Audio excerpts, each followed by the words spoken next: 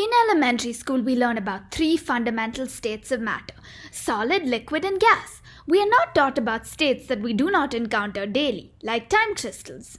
A crystal is any solid with a repeating structure in space. A time crystal, on the other hand, has a repeating structure in time, so it regularly flips back and forth between two different states, like a pendulum. Regular crystals break continuous space translation symmetry. If you shift a layer of atoms by an arbitrary distance, the atoms will not align with their original positions.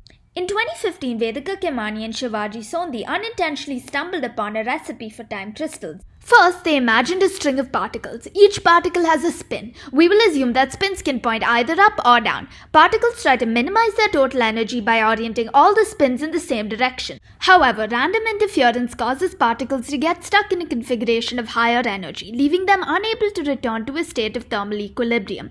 This is called many-body localization. When the particle spins are flipped, you get another many-body localized state.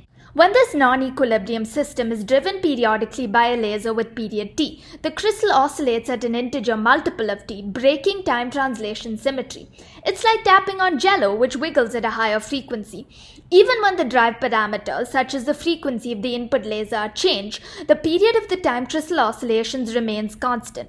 Thus, we have a time crystal, something that locks into persistent oscillations and breaks time translation symmetry. In 2021, researchers translated theory into reality by creating a time crystal using Google's Sycamore quantum computer.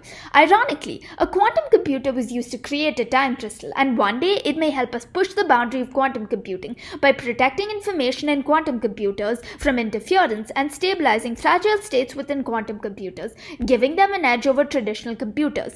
This discovery is a big deal in physics, as we can now say that a system does not have to be in equilibrium to be a state of matter.